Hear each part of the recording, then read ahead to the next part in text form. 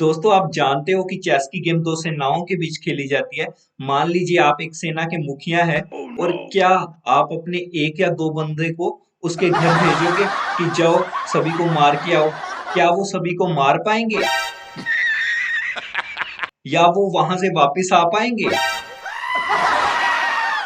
नहीं ना, क्योंकि Nope. कोई भी टारगेट अचीव करने से पहले हमें एक प्लान, स्ट्रेटजी और टीम वर्क की जरूरत पड़ती है। तो आज के चैप्टर में हम वही करने वाले हैं। Okay. तो नमस्कार दोस्तों, मैं हूं विनय शर्मा, एक चेस अफिशिएनाडो। तो चलिए शुरू करते हैं हमारा chapter number 3, basic principle of chess.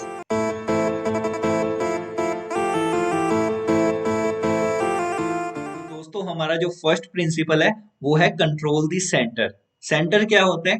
ये चार स्क्वायर्स को सेंटर कहते हैं क्योंकि इनके हर साइड बराबरी की स्क्वायर्स है, तो यहाँ से पूरा मैदान अच्छे से दिखेगा। तो सबसे पहले हमने इसको कंट्रोल करना है। वो हम कैसे कर सकते हैं? यहाँ से हम किंग वाला पॉन 2 स्टेप चल सकते हैं। तो उससे क्या होगा, ये वाली स्क्वायर्स पे अगर कोई ब्लैक का पीस आएगा तो हम उसको मार सकते हैं। ठीक है, तो इस तरह से हमने एक तरह से उसको कंट्रोल कर लिया है। Okay. तो ये होता है सेंटर कंट्रोल।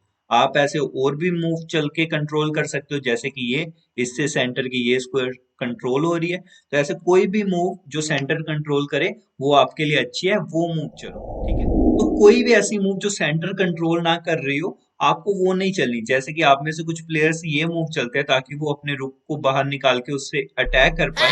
आपको ऐसा नहीं करना है क्योंकि सेंटर तो है ये स्क्वायर और ये भाई साहब क्या कर रहे हैं, इस स्क्वायर को कंट्रोल। तो आपको ऐसा नहीं करना है।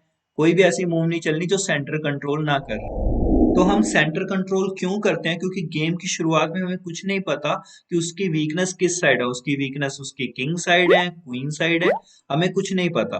तो इसीलिए हम सेंटर कंट्रोल करते हैं ताकि आगे चल के हमें पता चले कि उसकी वीकनेस किंग साइड है तो हम किंग साइड अटैक कर सके, क्वीन साइड है तो क्वीन साइड अटैक कर सके। नहीं तो सेंटर तो है ही अटैक करने के लिए। ठीक है, तो इसीलिए सेंटर कंट्रोल करते हैं ताकि उससे हर साइड जाना इजी रहता है। ठीक है, तो दोस्तों हमारा सेकंड प्रिंसिपल है डेवलप योर पीसेस। हमें जल्दी से जल्दी अपने पीसेस बाहर निकालने हैं। ऐसा हमें क्यों करना है? क्योंकि देखो स्टार्टिंग में ये पीसेस एक तरह से घोड़े बेच के सो रहे हैं। ये बेरोजगार है, हमने इनको काम धंधे पे लगाना है। तो इसीलिए हमने जैसे कि इसको काम दे दिया, भाई तूने सेंटर कंट्रोल करना है। ठीक है, सेम इसी तरह से हम इसको डेवलप करके इसको काम दे सकते हैं कि तूने सेंटर की ये स्क्वायर्स कंट्रोल करनी है। ठीक है, तो ऐसे हर पीस को एक एक करके आपने डेवलप करना है और फिर उसके बाद अटैक स्टार्ट करना है। ठीक है, तो जब ये दोनों रुक कनेक्ट हो जाते हैं तो तब हमारी डेवलपमेंट कंप्लीट हो जाती है। दोस्तों डेवलपमेंट के रिलेटेड मैं कुछ आपको इंपॉर्टेंट पॉइंट्स बताता हूँ, इनको भी आप याद रखना। तो पहला पॉइंट ये है कि पहले आप नाइट को डेवलप करो। क्यों? क्योंकि ये थोड़ा सा लेजी है मेरी तरह, इसको कहीं दूर जाने में टाइम लगेगा। जैसे कि बिशप को तो आप एक मूव चल के कहीं भी ले जा सकते हो, है ना। लेकिन नाइट थोड़ा सा लेजी है इसलिए उसको पहले डेवलप करो। तो सेकंड पॉइंट है डेवलप विद थ्रेट। मतलब कोई भी ऐसी मूव मत चलो जो हवा में तीर मार रही हो, इसका कोई फायदा नहीं है। आप ऐसे पीसेस को डेवलप करो जिससे कोई थ्रेट क्रिएट हो रहा। ठीक है, जैसे कि यहाँ से हम चल सकते हैं नाइट को, यहाँ पर हम क्या कर रहे हैं, सेंटर भी कंट्रोल कर रहे हैं और इस पॉन को मारने का भी थ्रेट दे रहे हैं। ठीक है, सेम ब्लैक भी ऐसे कर सकता है, वो इसको बचाने आ सकता है। तो उसने भी क्या किया, डेवलप विद थ्रेट करा। ठीक है, हमने बिशप को यहाँ पर डेवलप करा क्योंकि थ्रेट है हमारा इसको मारकर इस पॉन को मारने का।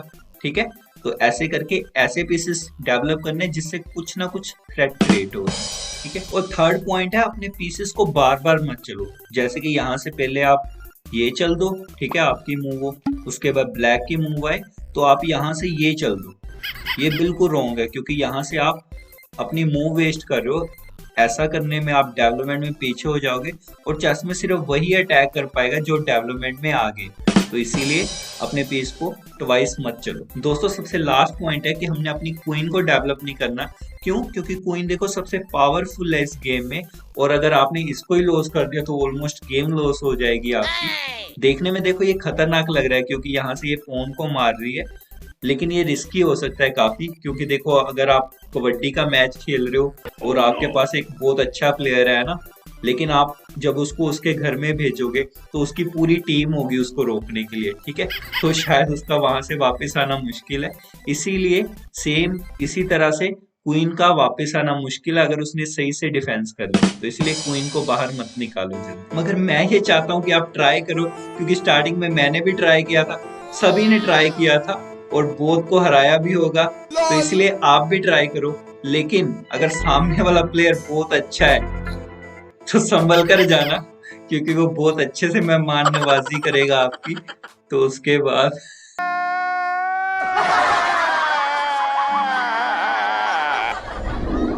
तो दोस्तों अब बारी आती है हमारे थर्ड और लास्ट प्रिंसिपल की, जो है किंग सेफ्टी। लेकिन वो करने से पहले मैं एक ऐसी मूवमेंट के बारे में बताना चाहूंगा आपको, जिसको कहते हैं कैसल।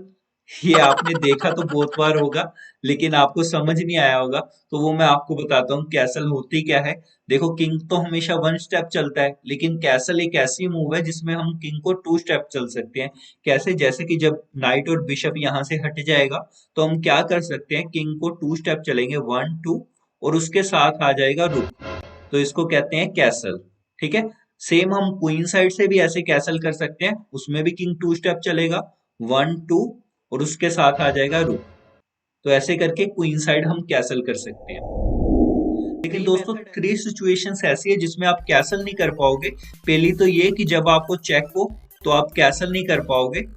सेकंड ये कि अगर आपने अपने किंग को मूव कर लिया है और उसके बाद ये नहीं है कि आप वापस ले जाकर उसको कैसल कर पाओगे। ठीक है। और थर्ड ये है कि सपोज उसने अगर यहाँ से ये चल दिया है तो आप कैसल नहीं कर पाओगे, क्योंकि कैसल में किंग टू स्टेप चल के इधर जाता है, और जब आप यहाँ पर जाओगे तो देखो बिशप उसको कट कर रहा है ना, तो इस केस में भी हम कैसल नहीं कर पाएंगे। दोस्तों ये कैसल को हम यूज कर सकते हैं अपनी किंग सेफ्टी के लिए, जो कि हमारा थर्ड प्रिंसिपल। हमें करना क्या है, हमें वही सेंटर कंट्रोल करना है, पीसेस को डेवलप करना है, और उसके बाद कैसल करने। ये एक तरह की डेवलपमेंट भी है, क्योंकि इससे हम अपने रुक को भी यूज कर सकते हैं, और साथ ही साथ हमारा किंग भी सेफ हो गया यहाँ से, है ना। सेम कुछ इसी तरह से ब्लैक भी अपने पीसेस को डेवलप करके किंग को टू स्टेप चल के कैसल कर सकता है, और इससे देखो उसका किंग सेफ हो गया और काफी अच्छा सेफ हुआ है। इसको तोड़ पाना किसी छोटे लेवल प्लेयर के लिए बहुत टफ है, तो आप ये भी ट्राई कर सकते हैं अपनी गेम को लंबे समय तक चलाने की। तो दोस्तों इसी के साथ अब हमें खेलना शुरू कर देना है। तो उसके लिए हमें सेम आना है ली चेस पे। इसकी ऐप भी है, प्ले स्टोर से आप इजीली डाउनलोड कर सकते हो, और इसमें आप आकर देखो फ्रेंड के साथ खेल सकते हो। ठीक है। आप इसमें किसी भी ऑनलाइन पर्सन के साथ भी खेल सकते हो, लेकिन मेरा ये कहना है कि आप सबसे पहले कंप्यूटर के साथ खेलो, लेवल 1 कर दो उसको, और वहां से खेलो आप। ठीक है। आप सेम यही प्रिंसिपल यूज करो और वहां से आप खेलो। ठीक है। Thank you. तो दोस्तों कुछ मैचेस खेलने के बाद आप हमारे फ्री टूर्नामेंट ज्वाइन कर सकते हो, जिसका लिंक डिस्क्रिप्शन में है। आप हमें डिस्कॉर्ड सर्वर पे ज्वाइन कर सकते हो। तो चलो चलते हैं, मिलते हैं चैप्टर 4 के साथ, जो कि है चेस नोटेशन। और जाने से पहले यार लाइक करके जाना, सब्सक्राइब करके जाना, शेयर करके जाना, और कमेंट करके बताना कि वीडियो कैसी लगी। बाय बाय, सत श्री अकाल। शुभमा, हाँ खिलावा लिट्टू, चेस खेलो जाके।